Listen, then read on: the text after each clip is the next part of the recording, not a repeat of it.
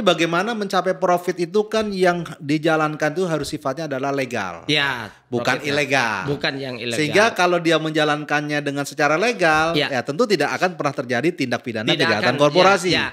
Jadi kalau checklist tadi udah dipatuhi, Ya, tadi itu regulasinya dia, sudah, Bro. ya itu nggak ada. Iya. Saya kira korporasi kita menjadi sehat. Iya betul, Ini Bro. yang perlu sebenarnya. Cuman problem hari ini, apakah memang panduan ini sudah diimplementasi apa tidak?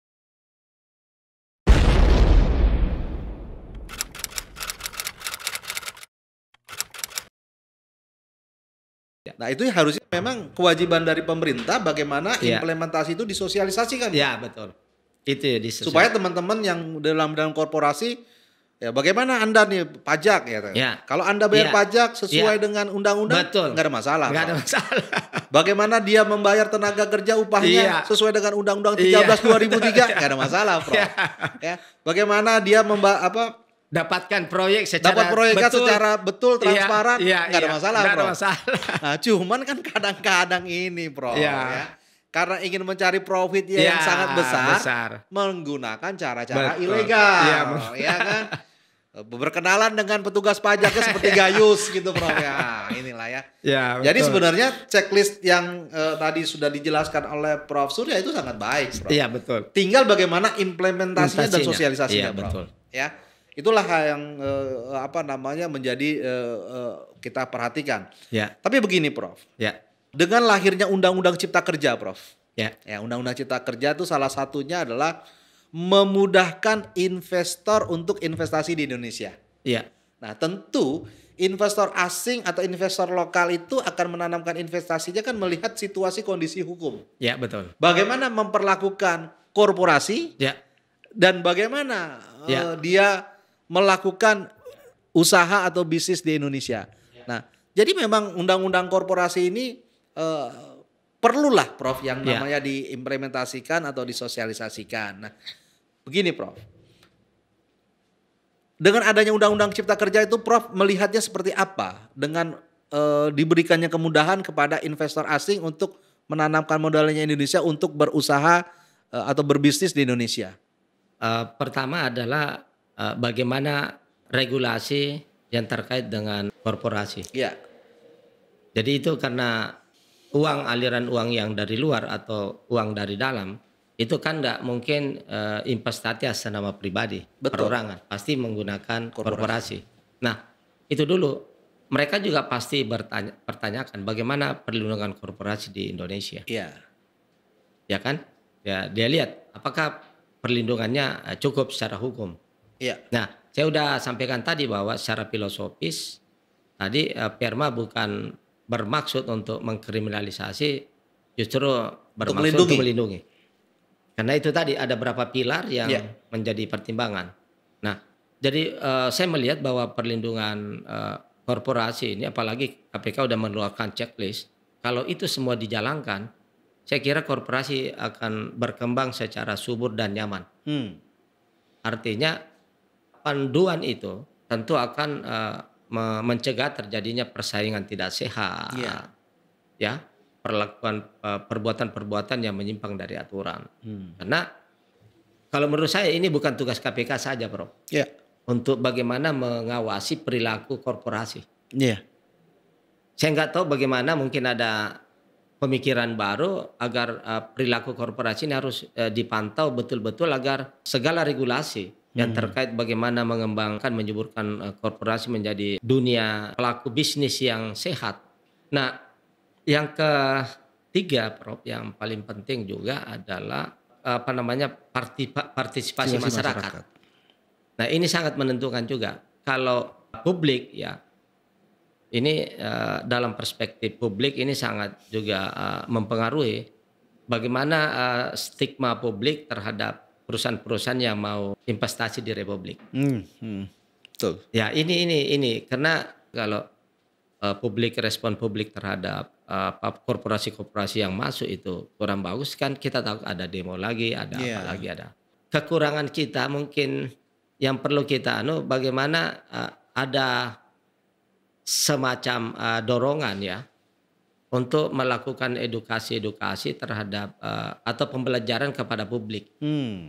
kita kurang. Jadi ini kan persoalan sosialisasi. Betul. Jadi kalau ada aturan itu kemudian kurang sosialisasi, itu yang jadi problem juga. Dan itu ketika ada publik sudah nanti kan takutnya juga orang lain masuk itu akan jadi takut, Prof. Iya, itu dia. Itu kan jadi ada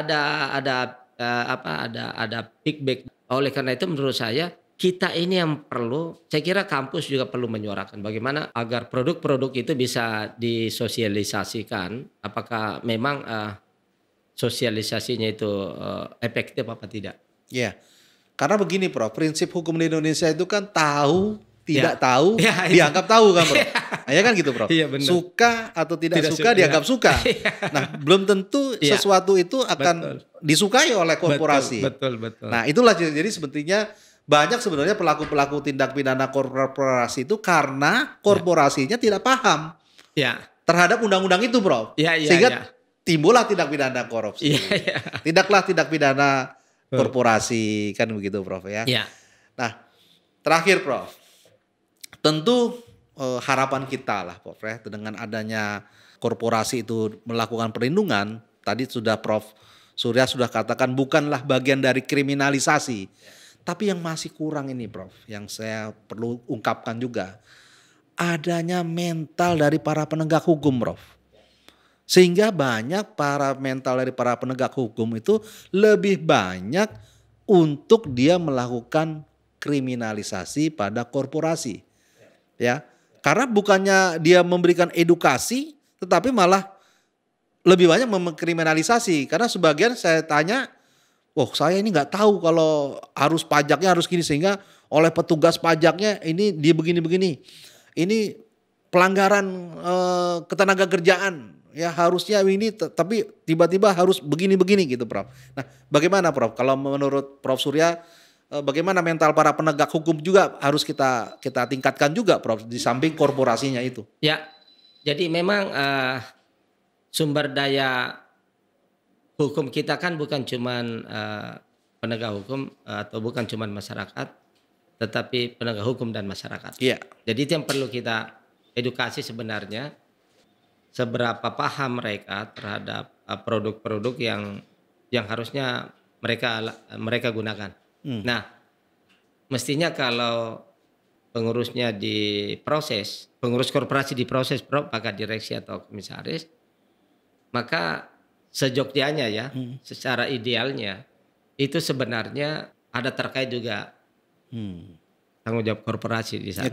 Nah, inilah pembelajaran kepada edukasi kepada para penegak hukum kita Prof, agar mereka paham betul itu apa yang sesungguhnya yang terjadi dalam satu tindak pidana korporasi, sehingga dengan pemahaman yang bagus, yang sempurna nanti mereka bisa memproses secara adil, secara benar, sesuai dengan aturan-aturan yang ada. Karena proses tanggung jawab korporasi dengan orang itu walaupun sama subjek, tetapi itu lebih sensitif ke korporasi Prof. Nah, saya kasih contoh aja. Kalau korporasi sudah kita proses, Prof ya, itu pasti saham turun. Image rusak. Dan kepercayaan masyarakat. Nah itu Prof. Jadi ada tips dari saya, justru kalau menurut saya, bahwa kalau bisa kita bangun image bahwa ketika korporasi menjadi tersangka atau terdakwa, itu ujungnya akan lebih baik. Ya. Hari ini kalau korporasi jadi tersangka, terdakwa, itu ketika sudah di polis lain maka hancur dia. Tidak akan bergerak. Betul. Tidak akan ada aktivitas lagi. Nah, ke depan paradigma ini kita bangun agar ketika korporasi menjadi tersangka, itu aktivitas perusahaan akan jalan. Tetap harus jalan. Tetap berjalan. Tetap berjalan. Karena itu yang dari awal tadi saya bilang bahwa ada sumber pendapatan, kesejahteraan bagi karyawan, tenaga kerja, dan sebagainya, dan macam-macam. Dan itulah yang kita buat di Mahkamah Agung, lagi nyusun perma pengelolaan barang sitaan dan rampasan Prof. kami meletakkan di situ filosofi bahwa ketika perusahaan ditersangkakan, kalau dulunya mati, sekarang justru lebih baik dari sebelumnya. Betul. Ya, dia mestinya dipelihara. Jangan dimatikan. Jangan sampai ada perusahaan lagi ketika jadi tersangka dia mati. Susah. Harus lebih hidup. Jadi perputaran ekonomi tetap jalan, perusahaan tetap aktif. Nanti bagaimana hasilnya? Saya ditanya gimana hasilnya? Ya, simpan hasilnya. Bayar pajak, bayar karyawan, hasilnya disimpan, ada sisanya simpan. Betul. Nanti kalau misalnya itu ke negara, dirampas negara misalnya. Perusahaan tetap jalan. Betul. Itu kan filosofi yang kita letakkan. Jadi tidak merusak. Jangan sampai penegakan hukum merusak. Betul. Itu yang kita mau coba letakkan. Kalau perlu distimulus, Prof, disubsidi. Itulah tadi bagaimana supaya lebih baik. Jadi kita membangun bagaimana lebih baik dari sebelumnya. Baik. Nah, jadi oleh karena itu menurut saya korporasi ke depan, kalau seperti yang Prof harapkan tadi, yang kita harapkan tadi bahwa ketika dia patuh, jadi kita mau menciptakan bagaimana korporat ini menjadi korporat yang good, yang bagus. Ketika dia bagus, Prof, maka dia akan bisnisnya akan lebih maju. Jadi jangan lagi ada kita memelihara korporasi yang jahat itu mengalahkan korporasi yang good tadi. Jadi justru yang kompetitif adalah korporasi yang bagus. Jangan justru korporasi yang tidak baik, justru itu yang lebih unggul. Wah, itu jangan sampai itu. Nah, oleh karena itu tadi bagaimana kita membangun pengawasan perilaku korporasi itu agar bisa berjalan sesuai dengan harapan kita. Nah, kalau terjadi tindak pidana, itu yang saya bilang tadi ujungnya. Ada ujungnya itu bahwa dia berujung akan baik. Produksi tidak terhenti, ya kan, Prof? Itu yang kita butuhkan. Produksi tidak terhenti. Nah, sekarang kan terhenti itu. Mati dia. Nah, kalau perusahaan-perusahaan besar terhenti, Prof. Waduh. Bayangkan. Ribuan, Prof, tenaga kerjanya. Iya, itu. Jadi ini filosofi yang kita coba letakkan bagaimana dalam undang-undang ke depan mengatur soal ini. Karena Perma tidak cukup untuk mengatur seluruh tentang bagaimana menyelamatkan korporasi ketika dia jadi tersangka atau jadi terdakwa. Baik, terima kasih Prof Surya. Jadi sekali lagi teman-teman semua, korporasi janganlah takut. Korporasi janganlah takut untuk berbisnis. Janganlah takut untuk mencari profit di Indonesia, asalkan sesuai dengan ketentuan hukum yang berlaku. Tidak ada kriminalisasi dalam korporasi. Sekian, terima kasih Prof Surya atas waktunya. Sampai ketemu nanti di lain kesempatan dalam obrolan santai berikutnya. Salam. Terima kasih.